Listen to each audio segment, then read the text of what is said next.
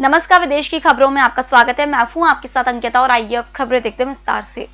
अगर आपका Facebook account है तो आप इंटरनेट पर कहीं भी जो कुछ करते हैं उसकी जानकारी फेसबुक रिकॉर्ड कर रहा है। यही नहीं, ट्विटर, गूगल और फेसबुक मिलकर विभिन्न लोगों, विचारों और ट्रेंड्स को रोकने के लिए उन्हें सामूहिक सेंसर की रणनीति बना रहे हैं।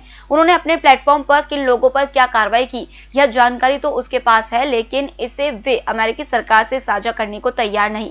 यह खुलासा अमेरिका की सीनेट न्यायिक समिति की फेसबुक सीईओ डोर्सी से पूछताछ के दौरान हुआ। अमेरिका के राष्ट्रपति डोनाल्ड ट्रंप ने बुधवार को एक बार फिर दावा किया कि उन्होंने 3 नवंबर को हुए चुनाव में जीत दर्ज की है। ट्रंप ने इसके साथ ही पूरे अमेरिका में चुनाव में धांधली के आरोपों को भी दोहराया। ट्रंप ने बड़े अक्षरों में ट्वीट किया, मैंने चुनाव में जीत दर्ज की, पूरे देश में चुनाव में धोखाधड़ी हुई। इसके साथ ही उन्होंने एक ट्वीट अमेरिका के मानचित्र के साथ टैग किया, जिसमें कहा गया है कि उन्हें पिछले चुनाव के मुकाबले 1 करोड़ अधिक मत मिले हैं, जिनमें हिस्पैनिक बहुल इलाके भी शामिल है। चीन के अधिकारियों ने दावा किया है कि भारत सहित विभिन्न देशों से आयातित प्रशिक्षित उत्पादों के पैकेट पर कोरोना वायरस मिले हैं। कई देशों ने चीन के इस दावे की आलोचना करते हुए कहा है कि जांच और पाबंदियां वैज्ञानिक तथ्य पर आधारित नहीं है और इससे व्यापार बाधित होगा। चीन के सरकारी ग्लोबल टाइम्स अखबार में बुधवार को कहा गया है कि भारत, रूस और अर्जेंटीना से आयातित प्रशिक्षित उत्पादों के पैकेटों की चीन में की गई जांच में कोरोना वायरस मिले हैं। इसमें कहा गया है कि भारत से आयातित प्रशिक्षित बटरफिश के पैकेट, रूस के सेल्मन पैकेट और अर्जेंटीना से आए प्रशिक्षित मांस के पैकेट के नमूनों की जांच में कोरोना वायरस मिला है।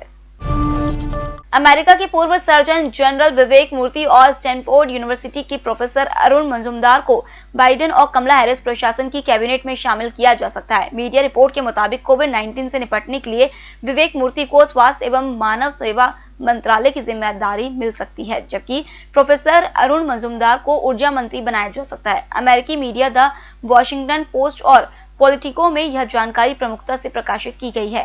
43 वर्षीय विवेक मूर्ति सत्ता हस्तांतरण के कोविड-19 सलाहकार बोर्ड के सह अध्यक्ष भी हैं। वे कोरोना वायरस संबंधित मामलों को लेकर बाइडेन के निकट सहयोगी रहे हैं। बीबीसी ने राजकुमारी डायना के साथ 1995 में एक विस्फोटक साक्षात्कार के बारे में जांच शुरू करने की घोषणा की है, जिसमें राजकुमारी डायना ने पहली बार अपने पति राजकुमार चार्ल्स के विवाहेतर संबंधों से लेकर उनकी बीमारी, उनके बच्चे, मीडिया और ब्रिटेन में राजशाही के भविष्य तक सभी विषयों पर खुलकर बातचीत की थी। निगम ने कहा है कि उसने सर्वोच्च न्यायालय के पूर्व न्यायाधीश जॉन डायसन की नियुक्ति की मंजूरी दे दी है और जो जांच का नेतृत्व करेंगे। यह मामला दिवंगत राजकुमारी के भाई चार्ल्स स्पेंसर के कॉल के बाद सामने आया है। अमेरिका ने एक बार फिर तिब्बती धर्मगुरु को लेकर चीन पर कड़ी टिप्पणी करते हुए कहा है कि उसके पास अगला दलाई लामा चुनने का कोई धार्मिक आधार नहीं है। अमेरिका के शीर्ष राजनयिक सैमुअल डी ब्राउनबैक ने यह भी कहा है कि तिब्बती बौद्ध सैकड़ों सालों से अपने आध्यात्मिक नेता को सफलतापूर्वक चुनते आए हैं। ऐसे में चीन को यह चयन करने का अधिकार ही नहीं है।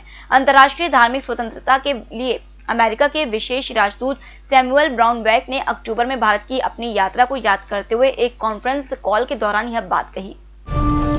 जापान के एक निर्णय के कारण भारतीय समुद्री तटों पर रेडियो एक्टिव कचरे के प्रदूषण का खतरा पैदा हो गया है। जापान ने 2011 की सुनामी में नष्ट हो चुके फुकुशिमा परमाणु संयंत्र के रेडियो एक्टिव प्रदूषित जल को 2022 से धीरे धीरे करते हुए समुद्र में बहा देने का निर्णय लिया है।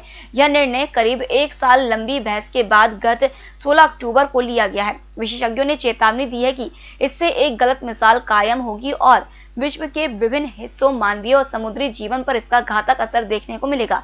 विशेषज्ञों का कहना है कि परमाणु जल में सीजियम, ट्राइटियम, कोबाल्ट और कार्बन 12 जैसे रेडियो एक्टिव आइसोटॉप समेत भारी मात्रा में प्रदूषक मौजूद होंगे, जिनके विघटन में 12 से 30 साल तक का समय लगेगा। इजरायली युद्धक विमानों ने ईरानी ठिकानों को निशाना बनाकर मंगलवार को रात भर हमले किए। बुधवार को इजरायल की सेना ने इसकी जानकारी दी। गोलान हाइट्स में सड़क किनारे बम छिपे होने की बात सामने आने के बाद इजरायल ने यह कार्रवाई की। इस दौरान सेना ने ईरानी ठिकानों को निशाना बनाया। सेना ने बताया कि तात्कालिक विस्फोटक उपकरण ईरानी बलों के नेतृत्व में एक सीरियाई दस्ते द्वारा रखे गए थे। इजरायल ने कहा है कि उसने ईरान के कुलीन वर्ग बल और सीरियाई सेना से संबंधित सैन्य ठिकानों को निशाना बनाया। हांगकांग की पुलिस ने कई महीने पहले विधायिका की बैठक को बाधित करने के आरोप में 3 पूर्व विपक्षी सांसदों को गिरफ्तार किया है।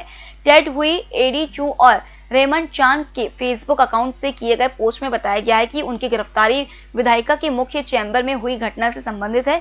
इन तीनों ने अलग अलग मौकों पर तीखे तरल पदार्थ और अन्य का इस्तेमाल करते हुए विधायिका की बैठकें बाधित की थी। हांगकांग पुलिस ने एक बयान में कहा है कि उन्होंने बुधवार को 3 पूर्व सांसदों को विधायिका की अवमानना और दूसरों को नुकसान पहुंचाने के इरादे से काम करने के आरोप में गिरफ्तार किया है। फिलहाल इस बुलेटिन में इतना ही। आप बने रहिए EMS टीवी के साथ। नमस्कार।